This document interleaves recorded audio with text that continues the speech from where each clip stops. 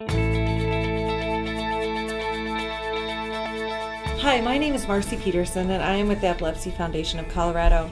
I would like to welcome you to the third part of our three-part series of roundtable discussions, and these are designed to empower people living with epilepsy and help them improve their lives.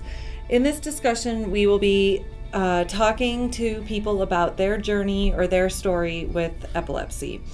And today we have 4 people gathered around the table who have been affected by epilepsy. So we'll just open it up to the panelists and let them introduce themselves.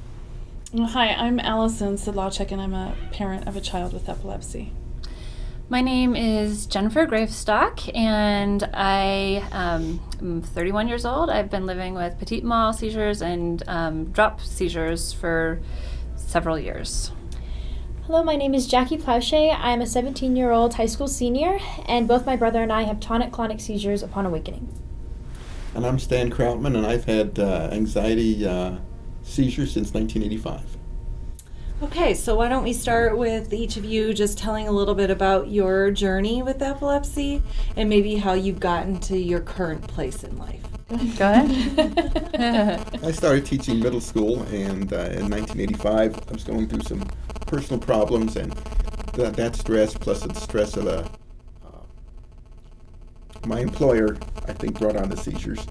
Then I had an opportunity to retire from teaching, which was wonderful for me. In '92, I spent about 10 years working at a museum, and one day I had a seizure there, and they said, well, you can't work at your job, but you can work the night shift.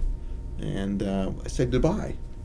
Right. And the interesting thing was that the ADA had nothing, I had no grounds to stand on. So legally I had some bad situations. Then I decided, well, there's got to be some more things that are more important. So I volunteered for 3 hospitals. I volunteered for the Epilepsy Foundation once in a while. I volunteer at the 9 Health Fair.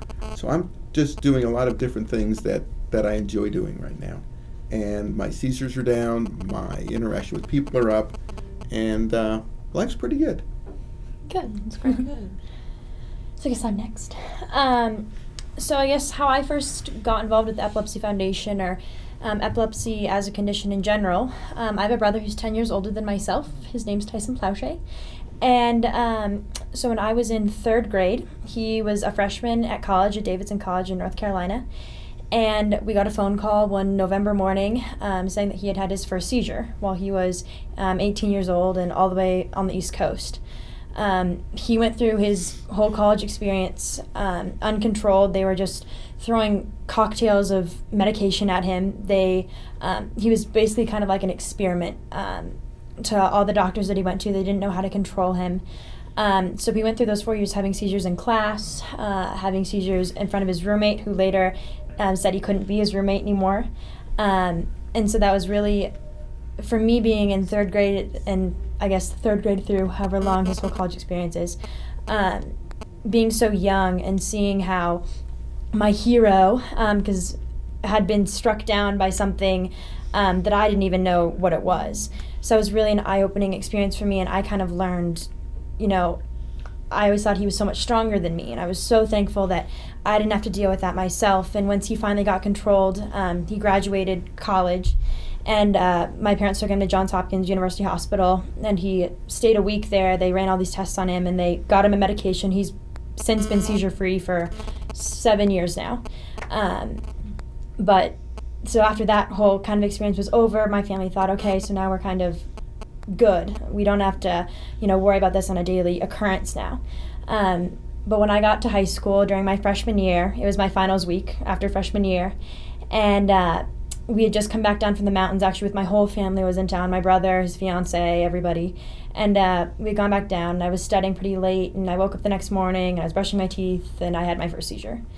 And so kind of at that moment, I was convinced, no, Mom, it wasn't a seizure, you came up too late, I just fainted, I'm fine. And I went through about 2 months of just, it wasn't a seizure, that's him, that's not me.